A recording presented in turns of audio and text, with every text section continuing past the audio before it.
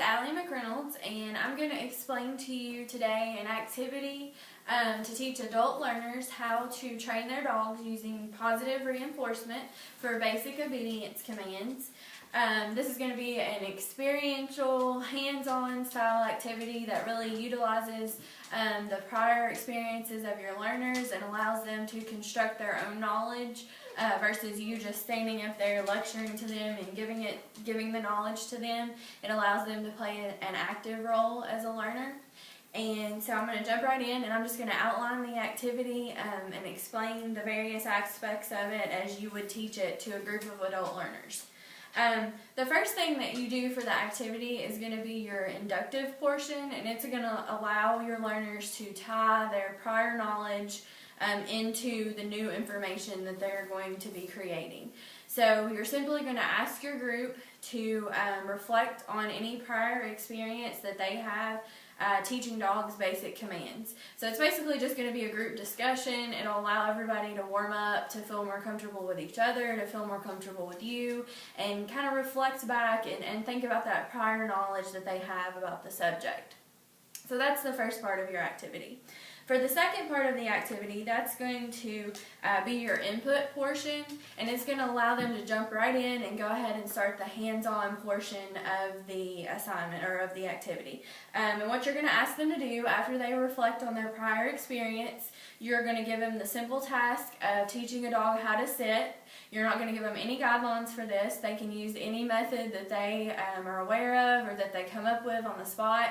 But this part's kind of fun because you can offer a prize for the learner who's able to get their dog to sit 5 times in a row the fastest, have like a candy bar or a door prize or something like that. And they get into that and they think it's fun if you make it a friendly competition. So you're basically just going to unleash them to figure out any way that they can to make the dog sit with no instructions or guidelines. And as they're doing this trial and error, obviously some ways are going to be more successful than others. And so you're eventually going to kind of narrow it down to the ones that are completing this task most successfully, have them demonstrate that for the class, and then you're going to have some more discussion about what worked, what didn't work, and then also kind of really pick it apart and identify which parts of the strategies that worked can be duplicated by the other class members. And so that's the second part of the activity. For the third part, you as the instructor are going to take the conversation from your learners that includes both their prior experience, their hands-on experimentation that they just completed, and you're going to help them to tie it all together. You're going to talk about positive reinforcement training, and why it is the best style of dog training, and really tie it into what they've just experienced.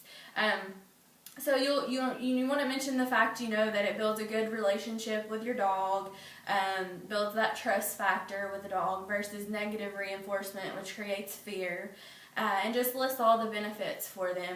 And then give them a basic overview. Basically, with positive reinforcement training, the dog gets a positive reinforcement, such as a treat or affection or a pet, for completing the desired task. And that's essentially what positive reinforcement training is. And then you will demonstrate that for the students using the basic commands that you're working on in this lesson. You'll show them how to do that before they try it again for themselves. And so I'm going to show you the demonstration portion here. And Bella is going to be our assistant here today. So come on, Bella. Okay. And I need to grab my treats also, which are right over here. And it usually works best to use small treats for training activities because you're going to be doling out quite a few of them. Now Bella is pretty well trained, so you might have to kind of use your imagination that we're teaching her how to do these. But for sit, you want to step in front of the dog, you want to hold the treat up above their head and kind of move it backwards until they sit, just like that. Can you see her? Okay. And then the positive reinforcement aspect, you're going to reward her with a treat because she did the desired activity. And that's sit. For down, you want to take the treat, put it kind of in front of her nose, and then you're going to lower it to the ground. I'll start back from a seated position. And that's down. And you do have to experiment a little bit, try it a few different ways until the dog understands what it is that you're wanting from them. So it's not going to work the same for every dog, but just play around with it until you get something that's consistent. Okay, the next treat is stay. And with this one, you want to start off easier and then work your way out to having them stay for longer distances. Bella's not really great at this one, so we'll see what she does. But you want to tell them stay. And then at first, you might only take a couple steps back. And then, good dog. And she catches the treat. And then similarly, we're going to do come. Bella, come. Good girl. I told her good girl and I gave her the treat. 2 different forms of positive reinforcement. And then lastly, we're going to do shake. So we're going to have her sit and we're going to shake. To teach this, you basically just, she got a little impatient on me there. You basically just pick their paw up again and again and again and say shake each time. And then eventually when they will do it on their own, other shake, good girl. Then we give them the treat and associate the command with the treat and with them offering their paw. So, good job, Bella. So that would be the demonstration portion of the lesson, where you actually show them how to do the training with the positive reinforcement training. She wants more treats.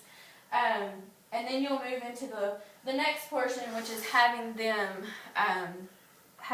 demonstrate the training techniques that you just showed them.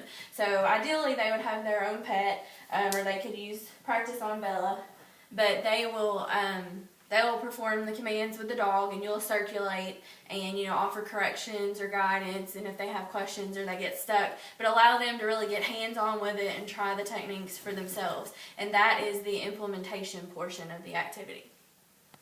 Finally, the last part of the activity is going to be the integration, or what we call the homework factor. And I'm envisioning this as just one lesson, a series of lessons for adult learners. So in that scenario, as their homework assignment, you're going to tell them to practice these commands with their dogs. You want to emphasize consistency. They want to reward the dog as soon as they perform the command, and they want to ask for the command in the same way every time. But at the same time, they also want to practice in a variety of locations, because when a dog learns a command, they actually are just learning to do it in that scenario. So when I tell Bella to sit outside, if we haven't practiced sitting outside, she won't even associate it as the same command.